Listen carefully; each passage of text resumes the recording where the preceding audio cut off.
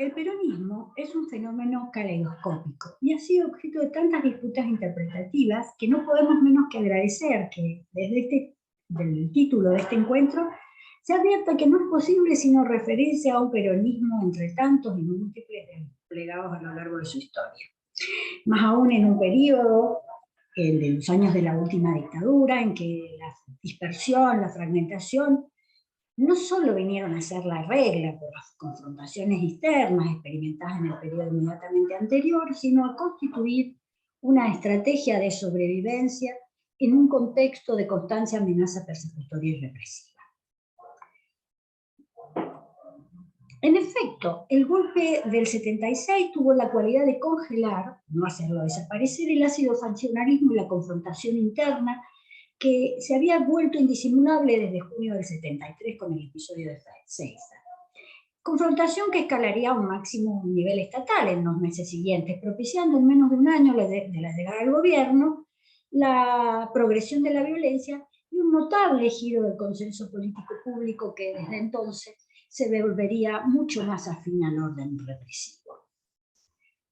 Como es bien conocido, el golpe militar no constituyó una erupción inesperada, fue precedido de un crescendo represivo que se fue instalando y naturalizando a la par de la escalada de conflictividad que atravesó el gobierno peronista. La política de autodepuración interna, implementada por el partido y aupada por el propio Perón como intento de frenar la radicalidad de los grupos armados, y el terror paraestatal de la AAA constituyeron una antesala penosa que no debiera desconocerse, pero que quedó vastamente sobrepasada por el plan de represión clandestina y del terror de Estado.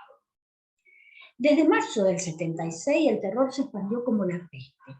En los 2 primeros años la única resistencia posible estuvo dirigida a preservar la vida de militantes y sus familias. Las estrategias se multiplicaron tanto para acompañar y ofrecer cobertura a quienes se exilaron e igualmente a quienes apelaron al encierro interno. Las iniciativas no partieron de los partidos políticos, ni tuvieron su acompañamiento, menos del peronismo, dividido en múltiples fracciones. En este sentido, se debe advertir la importante tarea de personas, diversos grupos, que se sobrepusieron a las afiliaciones partidarias para articular solidaridades y movilizar auxilios internacionales. Se conformaron redes y se consiguió ayuda económica, protección y asistencia jurídica, y eventualmente trabajo para los militantes, para sus familias, esas familias quebrantadas por el secuestro, el asesinato, la cárcel. La solidaridad se desplegó en múltiples ámbitos y se articuló desde instituciones y formas de organización muy diferentes, de muy diferentes orígenes y perfiles. Evidencia de una resistencia subterránea que no solo estuvo dirigida a preservar las vidas, sino también a sostener la expectativa y la producción de ideas. Y se transformó en una experiencia expandida que todavía espera por una más profunda investigación.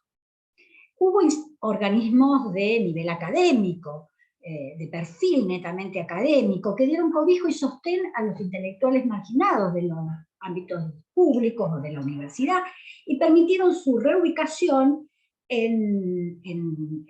o la prolongación de sus estudios fuera del país, y articularon apoyos externos para sostener y expandir la producción de pensamiento. Hubo también otras redes enfocadas a la protección y defensa de la vida, casi exclusivamente creadas en vinculación con redes del cristianismo liberacionista y ecuménico. Las hubo de perfil sindical, orientadas a proteger y alentar el espíritu de resistencia, articulando apoyos de centrales internacionales, socialdemócratas y socialcristianas. También las hubo domésticas, inorgánicas, espontáneas. Lo interesante, y notable en todo caso, es que a pesar de la necesaria compartimentación que exigían las reglas de seguridad y la inevitable desconfianza,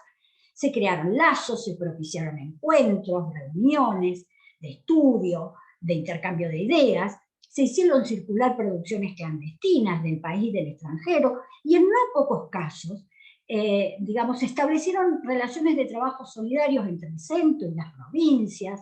es decir, todo lo que estimuló una sociabilidad subterránea y una hibridación de nuevas formas que se distanciaban de las lógicas sectarias que habían ordenado la práctica intelectual y la militancia en la etapa previa. La subsistencia y vitalidad de estos grupos que siguieron pensando y produciendo en esos años hubiera sido impensable sin la existencia de esas redes. Y es esa subsistencia lo que puede explicar o podría explicar la emergencia de lo nuevo después de esos años de encierro. Oscar Landi señalaba a mediados de los 80 que a la caída de la dictadura no se había producido un lineal retorno a la política, entendida como una simple restauración de los actores anterior al golpe. Para Landi había una novedad que expresaba esa nueva mayoría electoral, una novedad de tipo fuertemente cultural. Se refería sin duda a la legitimidad que recuperaban por entonces los derechos y las libertades públicas. Esa transformación que comienza a hacerse presente a la par del fracaso del proyecto fundacional de la dictadura y que avanza paralela con el colapso del régimen, atraviesa transversalmente a toda la sociedad y a no pocos sectores del peronismo. El programa editorial de Unidos, la emblemática revista del debate democrático del peronismo de los 80, es evidencia, ofrece evidencia de este giro, porque Unidos puede dar cuenta de la metamorfosis que experimenta un grupo de intelectuales públicos en esos años y que procesa y revisa dos derrotas. La derrota del peronismo revolucionario de los 70 y la impensada derrota electoral del 83. Lo interesante de señalar es que esta revisión no es introspectiva, sino el fruto de confluencias de un proceso reflexivo que se sedimenta, creemos, en el obligado encierro que impone la dictadura. Pero si el programa de Unidos daría pie para que se la considere en la postdictadura como una batalla por refundar el peronismo, en esta ocasión nos interesa restituir los trazos de una genealogía intelectual y de unas trayectorias, porque pueden iluminar una experiencia que reúne múltiples clivajes, que encuentran espacio para comenzar a dialogar en el áspero y doloroso contexto de la dictadura. En esos años, quien será después el director de la revista Unidos, Carlos Chacho Álvarez, que había fundado FORM, una organización del peronismo revolucionario de los 70, mientras terminaba de graduarse de licenciado en Historia, se ganaba la vida en un kiosco de revistas, libros, cigarrillos, chucherías, que estaba en el corazón de Palermo y que tenía en sociedad con Norberto Ivancic. Asesoraba por entonces a Diolindo Vittel y en 1982 va a participar de la fundación del Muso, liderado por Antonio Cafiero. Antes, en 1979, comenzó a dirigir la revista Vísperas, que había creado en sociedad con el mismo Ivancic, con Darío Alessandro y con Carlos Corach. La revista fue semiclandestina, se distribuía de mano en mano y los artículos no se firmaban. Publicó 11 números entre diciembre del 79 y diciembre del 82. Y es probable que Mario Weinfeld, el futuro secretario de redacción de Unidos, haya hecho allí sus primeros ensayos periodísticos junto a otros peronistas como Alberto Iribarne, por caso. Vísperas ha sido estudiada, poco estudiada, digo, y es difícil rescatar su edición, pero es posible entrever que allí despunta el debate y los interrogantes que se hacían esos peronistas de frente a la coyuntura y al futuro inmediato. Leyendo algunos de sus editoriales se puede advertir que tratan de apuntalar la conducción de Diolindo Vittel en el partido y el proyecto de la multipartidaria. Y lo hacen confrontando con los que ellos consideraban los dialoguistas, sin nombrarlos, a, digamos, quienes estaban ubicados en la CGT Azopardo, conducida entonces por el Traque Cavalieri, porque los acusaban de propiciar cierto diálogo con el gobierno militar y integrarse a la corriente de opinión de ese gobierno. Pero si uno trata de leer estos artículos más a contrapelo, puede advertir desbrozando la habitual retórica doctrinaria que es inevitable en el contexto de producción en que se hizo esta revista, se puede advertir que esa estrategia está dirigida a plantear que el peronismo debe volver al pensamiento, a la lucha por la idea, consigna que ostentará después el manifiesto de presentación de Unidos 2 años después. Y desde allí pensaban, o se advierte, que su objetivo era introducir cuestiones vertebrales sobre la reorganización del movimiento y del partido. Y aunque esa relación es reivindicada como, digamos, como un signo identitario que distingue al peronismo de la política liberal, es evidente que ya empiezan a cuestionar la tradicional organización en ramas, su obsolescencia, la necesidad de renovar las formas de conducción y construcción de liderazgos en la nueva etapa. En una editorial de febrero del 80 decía, cito, la estructura organizativa del justicialismo posperón debe asegurar un sistema de elección y selección de sus dirigentes basado en la participación masiva de sus afiliados y en la promoción de sus varones y mujeres más representativos a todos los niveles de actividad política. Adelantaban en la cuestión de la democratización interna y la selección de candidatos y autoridades partidarias por el voto de los afiliados, que va a convertirse en la bandera de la renovación y en su lucha contra la ortodoxia partidaria posderrota. No podemos avanzar en muchas más conjeturas, no obstante, si vemos la forma en que estas figuras van recuperando contactos y rearmando redes, se puede pensar que esa demanda de autocrítica y revisión de la historia reciente del peronismo va a empezar a ocupar un lugar central en su agenda.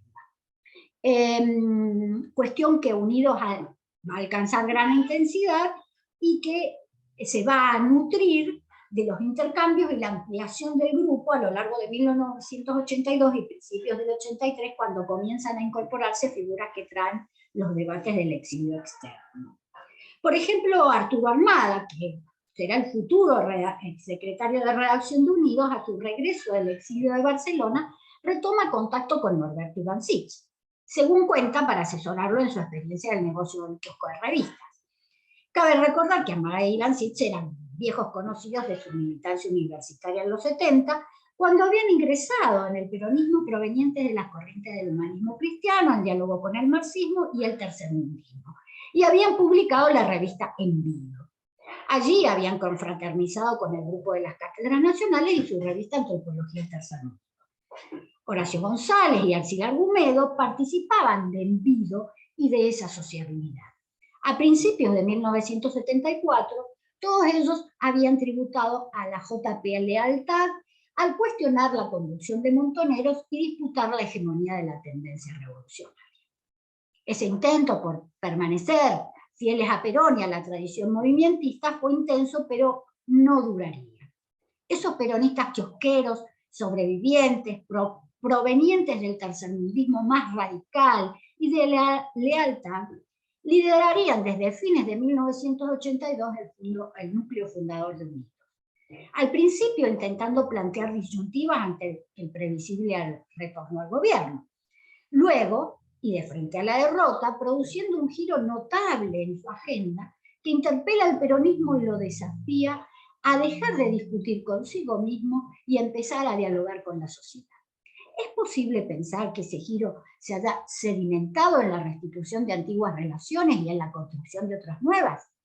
Bueno, Alcide Argumedo, la antigua contertulia de las cátedras, junto con Nicolás Casullo y Ernesto López, traerán a Unidos los debates de controversia, la revista de los peronistas y marxistas del exilio mexicano.